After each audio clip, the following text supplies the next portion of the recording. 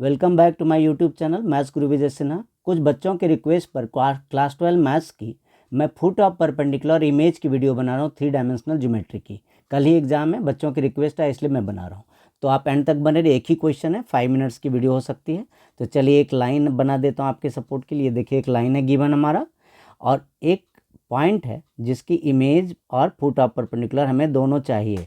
तो अगर मैं इस पॉइंट को P बोलूँ और इस पॉइंट को मैं Q बोलूँ और नीचे वाली पॉइंट को R बोलूँ, तो इमेज Q क्या है? Q हमारा फुट ऑफ परपेंडिकुलर है। देखिए फुट ऑफ परपेंडिकुलर है और R क्या है? हमारा इमेज है। तो हमें ये निकालना है।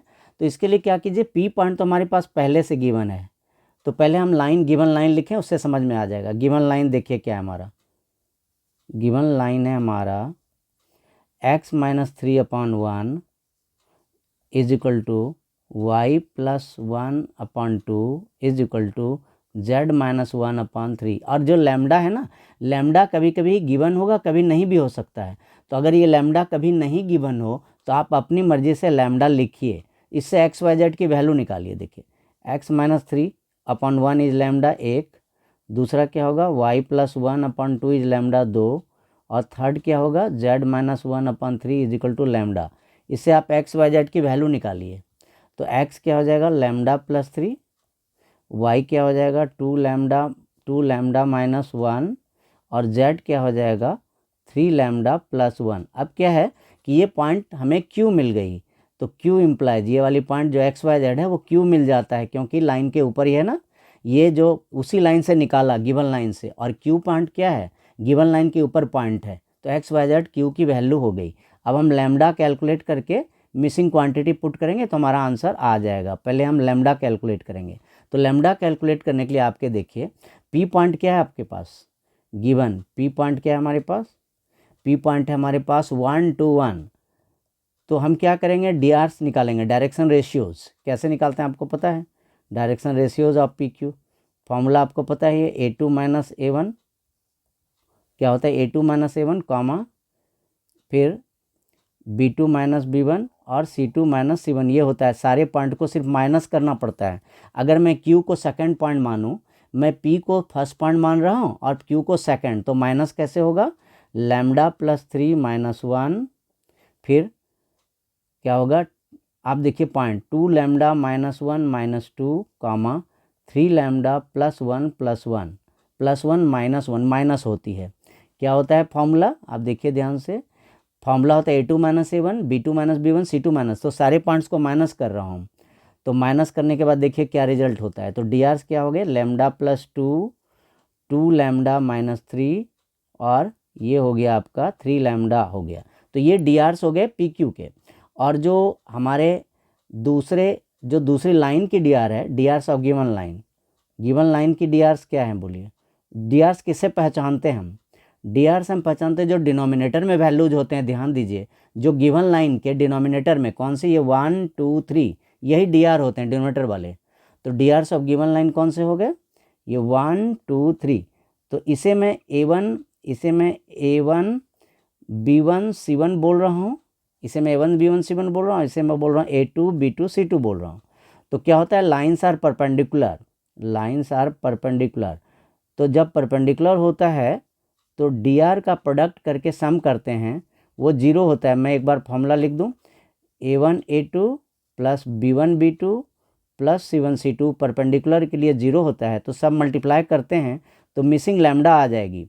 ये देखिए A1 A2 कर रहा हूँ, 1 × λ+2 प्लस 2 × 2λ-3 प्लस 3 × 3λ।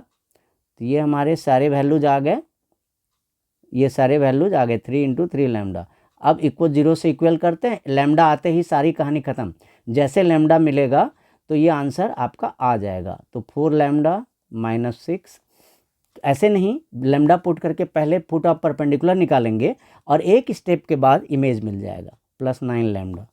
तो लैम्डा क्या हो गया, देखिए 4 + 5 5 9 14λ, ये 14λ हो गई, और 2 - 6 ये -4 हो गया 0।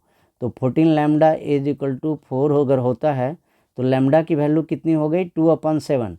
अब लैम्डा की वैल्यू पुट करके मुझे क्या मिल जाएगा, पॉइंट Q मिल जाएगा। तो Q इम्प्लाइज क्या है, Q की वैल्यू देखिए, Q की वैल्यू कितनी थी, Q की वैल्यू है λ+3, पीछे से देख रहा हूँ थोड़ा, तो λ+3, दूसरी वैल्यू क्या है 2λ, क्या क्या वैल्यू है एक बार देख लें, Q की वैल्यू λ+3 2λ-1, ये जो Q निकाला था कॉमा, और थर्ड पॉइंट क्या है हमारा 3λ+1। अब लैम्डा की वैल्यू डाल दीजिए तो Q पॉइंट आ जाएगा 3λ+1। एक बार मैं फिर से चेक कर लेता हूँ, λ+3 2λ-1, λ+3 2λ-1, और फिर वैल्यू क्या है 3λ, 3λ है या 3λ+1 है, ये है 3λ+1 है।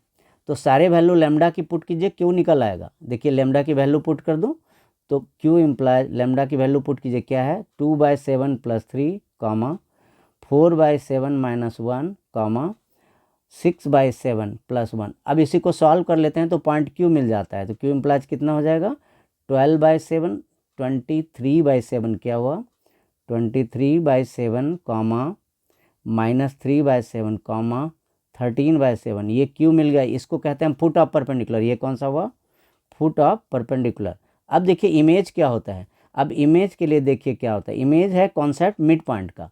तो ये देखिए हमारे पास P पॉइंट था, देखिए यहाँ पर पॉइंट P था, यहाँ मिडिल में Q मिल गई, और यहाँ पे ये R है। तो P क्या था हमारा 1 2 3, देख लेते हैं एक बार P क्या था हमारा, P 1 2 1 है। देखिए P हमारा क्या है 1 2 1 है, और Q क्या मिल गई हमारी 23/7, -3/7, 13/7। अब देखिए क्या होता है, ये मिसिंग है हमारा। अगर मैं इसको बोल दूं अल्फ़ा बीटा गामा बोल दूं, फिलहाल ये मिसिंग है इमेज।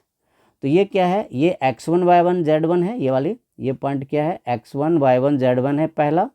दूसरा हमारा क्या है x2 y2 z2 है ये वाला, और मिडिल पॉइंट है ये क्या है मिड पॉइंट है।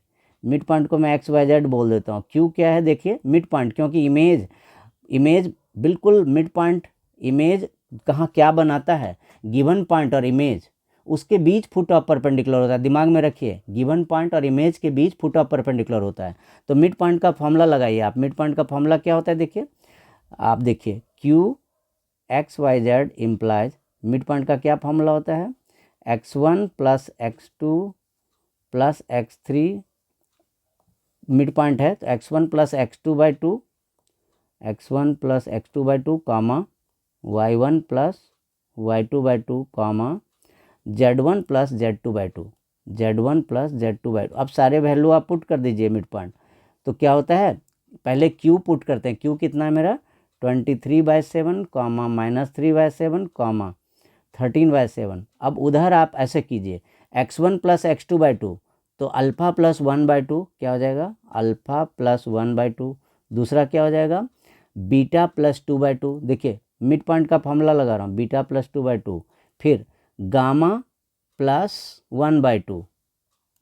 अब सबको इक्वेट कर दीजिए तो अल्फ़ा बीटा गामा आ जाएगा। देखिए अल्फ़ा + 1/2 = 23/7।